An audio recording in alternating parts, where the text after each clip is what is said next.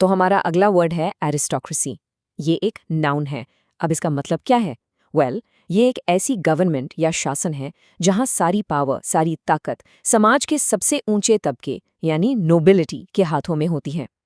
ये वो लोग होते हैं जिन्हें उनके खानदानी नाम यानी हेरिडिटरी टाइटल्स की वजह से सबसे ऊपर माना जाता है। तो आसान शब्दों में कहें तो ये कुछ गिने चुने अमीर और खास परिवारों का राज है। चलिए इसको एक सेंटेंस में यूज करके देखते हैं ताकि ये और क्लियर हो जाए। इन ancient Rome the senate was a powerful body that represented the interests of the aristocracy.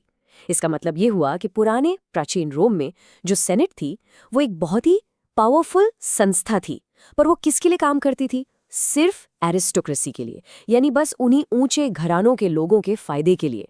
सारे बड़े फैसले, सारे इंपॉर्टेंट डिसीजंस बस यही लोग मिलकर लेते थे। ओके, एक और एग्जाम्पल देखते हैं, इस बार थोड़ा सोशल कॉन्टेक्स्ट में। The local aristocracy often attended exclusive balls and charity events to maintain their social standing. अब यहाँ देखिए, एरिस्टोक्रेसी का मतलब उन अमीर और पावरफुल लोगों से है जो अपनी सोशल स्टैंडिंग यानी समाज में अपना रुतबा बनाए रखने के लिए खास पार्टीज और चैरिटी फंक्शंस में जाते थे। तो देखा आपने, ये शब्द सिर्फ सरकार के लिए ही नहीं बल्कि एक सोशल क्लास को डिस्क्राइब करने के लिए भी इस्तेमाल होता है। अब इसका एक बहुत ही इंटरेस्टिंग यूज देखते हैं। She was considered part of the intellectual aristocracy, respected by all for her groundbreaking research. यहाँ ध्यान दीजिए, intellectual aristocracy।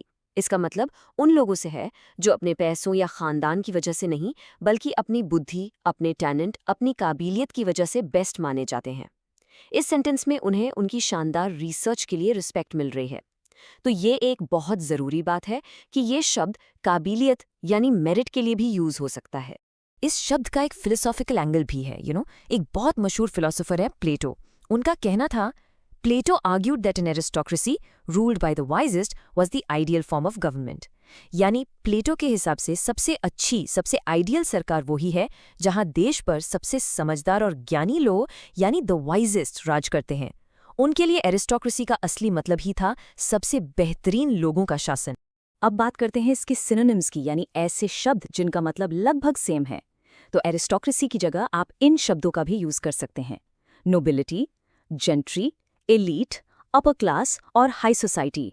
इन सभी का मतलब सोसाइटी के सबसे ऊंचे, अमीर और पावरफुल लोगों से ही होता है। और अब इसके एंटोनिम्स यानी इसके ऑपोजिट, इसके विपरीत शब्द। सोचिए, अगर एरिस्टोक्रेसी का मतलब है कुछ खास लोगों का राज, तो इसका ठीक उल्टा क्या होगा? एग्जैक्टली, डेमोक्रेसी यानी आम जनता का राज। इसके कुछ और एंटोनिम्स हैं, कॉमनैलिटी, प्रोलेटेरिएट और द कॉमन पीपल। इन सभी का मतलब आम लोग या साधारण जनता होता है। बस आज के लिए इतना ही, मिलते हैं नेक्स्ट वीडियो में। Happy learning.